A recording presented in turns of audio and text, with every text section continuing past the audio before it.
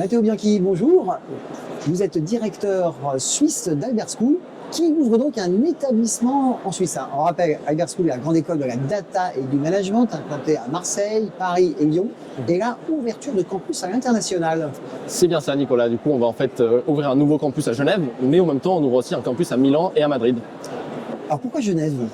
Alors Genève, en fait, c'est une ville qui est pleine d'opportunités. Donc déjà, comme on le sait, il y a un très fort domaine financier, mais il y a aussi énormément d'institutions internationales, telles que l'ONU, le WHO, et il y a aussi en fait un secteur pharmaceutique qui est en pleine croissance. Il y a beaucoup de tech.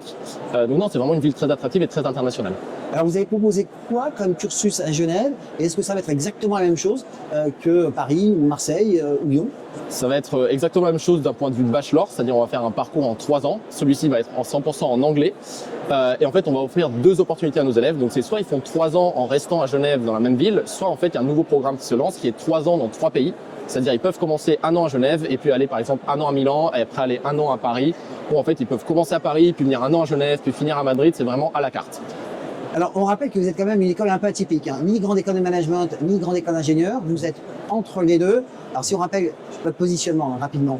Donc en fait, j'ai envie de dire, on prend le meilleur du monde de l'école d'ingénieur et le meilleur du monde de l'école de commerce pour faire une école qui est 50% business, 50% de data. Donc en gros, les élèves vont faire des mathématiques, de l'analyse de données, du code, mais ils vont aussi faire de la finance, de la stratégie, du marketing, avec aussi un peu de géopolitique, de droit et en fait développement des soft skills de présentation pour en fait former les profils complets qui vont être les leaders et managers de demain. Alors, sur quels critères vous recrutez ? Vous n'êtes pas dans Parcoursup ? Vous avez un concours ? C'est sur dossier ? Comment ça se passe ? Alors en fait, on n'est pas encore sur Parcoursup pour le moment, mais oui, on est pour le moment en fait sur un concours direct, c'est-à-dire en gros les candidats ils postulent et après ils doivent faire pour rentrer chez nous un test de mathématiques et de logique de 40 minutes. Ça ressemble pas mal au test kangourou. Environ un profil sur 2 valide ce test et ensuite si le test est validé, on demande que le dossier soit soumis, donc des notes de première, de terminale. On encourage fortement aussi à mettre des lettres de motivation et des lettres de recommandation pour montrer que l'élève est vraiment motivé pour rejoindre l'école. Et une fois qu'on a analysé le dossier, lorsqu'on l'estime approprié, on invite l'élève en fait à un entretien individuel pour défendre en fait son parcours, sa motivation et aussi comprendre en fait qu'est-ce qu'il a envie de faire une fois qu'il rejoint Albert School. Alors, il y a un point qu'on n'a pas mentionné, c'est que vous êtes partenaire de Mines de Paris et ça change tout. Ça change tout en effet parce que bien qu'on soit une école assez récente, qui est née en 2022 à Paris, en fait depuis cette année, tous nos diplômes sont des diplômes conjoints avec les Mines de Paris. Donc en fait, lorsqu'un élève est inscrit à Albert School, il est inscrit à Albert School et aux Mines de Paris. Et après 3 ans, il reçoit un diplôme conjoint des 2 institutions. Mines de Paris, que je rappelle, est quand même classée première école d'ingénieurs en France sur le QS et dans le top 25 au monde. Alors, on revient sur notre propos au départ, Genève. Alors déjà, est-ce que vous savez où vous serez à Genève ?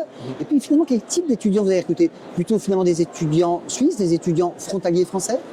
Alors à Genève, pour la première partie de la question, on a plusieurs options qu'on est en train d'explorer pour le campus, une plus belle que l'autre. Donc en fait, déjà on a un partenaire historique localement implanté que je peux pas trop mentionner encore parce que c'est pas signé, mais j'ai visité le campus la semaine dernière, il est incroyable. Moi j'avais visité votre campus de Paris, si c'est l'équivalent, effectivement, ça peut être incroyable. C'est l'équivalent, voire mieux, mais je n'oserais pas m'avancer à tant que ça. Mais donc non, en tout cas en fait on va être basé en centre-ville parce que l'idée c'est vraiment d'être à proximité des entreprises. Ça c'est la première partie. La deuxième partie concernant les étudiants qu'on va recruter. En fait, je suis en train d'aller à la rencontre d'énormément d'écoles et de lycées et d'établissements en fait en Suisse parce qu'il y a beaucoup d'étudiants internationaux. Donc en fait, il y a des enfants d'expats. Ça peut être des Français, ça peut être des personnes arrivant des États-Unis, du monde entier. Donc ça va être vraiment un campus très international avec des profils venant de tout horizon, mais bien sûr aussi des frontaliers. C'est pour ça d'ailleurs qu'on est très content en fait de participer bientôt à Studirama à la fois à Annecy et à Genève. Alors, le principe de base, c'est qu'on peut démarrer sa première année à Genève et la poursuivre ensuite en Espagne ou bien en Italie.